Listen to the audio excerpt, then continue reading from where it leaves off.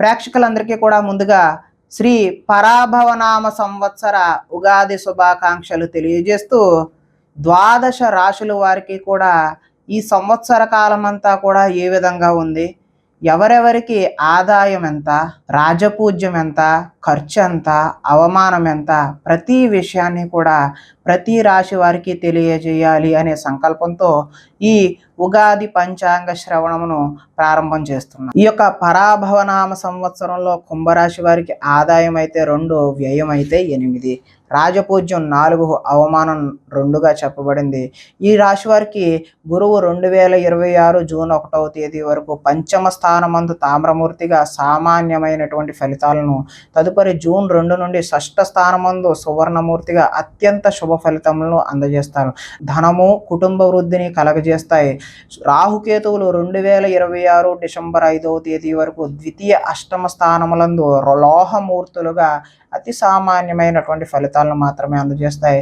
సామాన్య యోగములు మాత్రమే కలుగుతాయి. ఆ తదుపరి జన్మ సప్తమ స్థానములందు రజితమూర్తులుగా సౌభాగ్యకరమైనటువంటి ఫలితాలను ఇచ్చే అవకాశం ఉంది.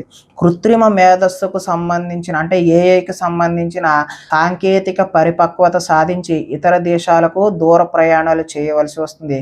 వ్యవసాయదారులకు అనుకూలమైన వాతావరణం అనే చెప్పవచ్చు. క్రమశిక్షణతో కృషి చేస్తారు. అధిక దిగుబడి వలన తగిన ఆదాయాన్ని అయితే పొందుతారు. సమయానికి వైద్య సహాయం అందడం వల్ల మీకు అనారోగ్యం నుండి బయటపడతారో, ఆరోగ్యం క్రమేపీ రాణించి ఆర్థిక వృద్ధి కూడా కలిగే అవకాశం ఉంది. ఉద్యోగ వ్యాపారాల్లో సహచరులతో సంఘర్షణలు వచ్చే అవకాశం ఉంది. శ్రమించి ధైర్యంతో విజయం సాధిస్తారు.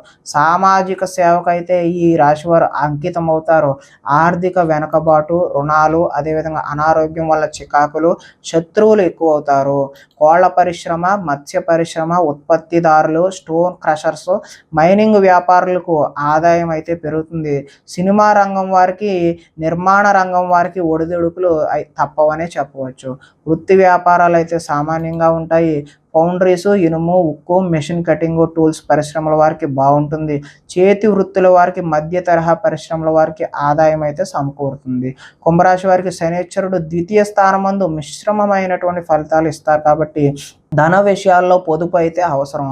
వాగ్దారిని, మంచి మాటలను పరిమితం చేసుకోవాలి. ఇతరుల వ్యక్తిగత విషయాల్లో జోక్యం చేసుకోకపోవడమే మంచిదని తెలియజేస్తూ కంపెనీ షేర్లలో పెట్టుబడులు నిలబడి ఉంటాయి. రైతులకు, కమ్మరి వ్యాపారస్తులకు కూడా భూమిని నమ్ముకుని జీవించే వృత్తుల వారికి ఆదాయం గణనీయంగా పెరిగే అవకాశం కనిపిస్తుంది.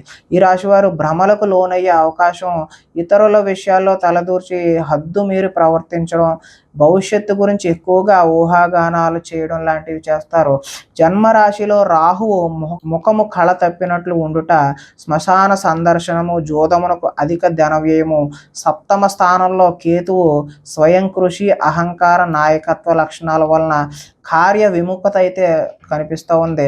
విదేశీయాన అభిలాష అయితే ఫలిస్తుంది. చేతి వృత్తుల వారికి, మధ్య తరహా పరిశ్రమల వారికి ఆదాయం సమకూరుతుంది. ఈ రాశివారు సుబ్రహ్మణ్య ఆరాధన నియమ నిష్టలతో చేయడం వలన వ్యవహారంలో భంగపాటు తొలగి సద్బుద్ధి, కార్యసిద్ధి అయితే కలుగుతుంది. కుంభరాశి వారికి ఈ అదృష్ట సంఖ్య 8గా చెప్పబడుతుంది. అదేవిధంగా 2, 3, 7 తేదీల్లో బుధవారం, శుక్రవారం, శనివారం కలిసి వస్తే మరింత చక్కటి శుభకరమైనటువంటి ఫలితాలు ఆ రోజుల్లో కలుగుతాయి అని తెలియజేస్తూ ప్రేక్షకులందరికీ కూడా ముఖ్య గమనిక ఏంటంటే, ఇప్పటి వరకు మేము చెప్పినటువంటి ఫలితాలన్నీ కూడా గోచార ఫలితాలు. అంటే ఈ యొక్క ఒకే రాశిలో ఉన్నటువంటి కోటాను కోట్ల అంతమందికి కూడా వర్తించేటటువంటి ఫలితాలు మాత్రమే.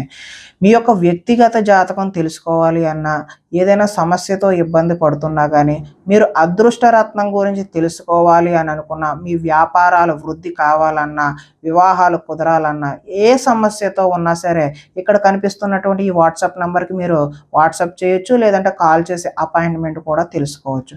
ప్రతి సమస్యకు కూడా పరిష్కారం తెలియజేయడం జరుగుతుంది. సమస్య లేని మానవుడు ఉండడు, పరిష్కారం లేని సమస్య కూడా ఉండదు అనే విషయాన్ని గుర్తుపెట్టుకోండి. ప్రతి విషయానికి కూడా, ప్రతి సమస్యకు కూడా పరిష్కారం తప్పకుండా ఉంటుంది. అది కొంచెం లేట్ అయ్యే అవకాశం ఉంటుంది తప్పితే పరిష్కారం లేకుండా అయితే ఉండదు.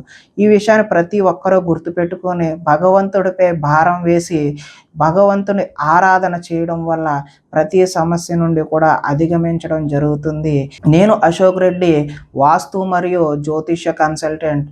ధన్యవాదాలు. స్వస్తి.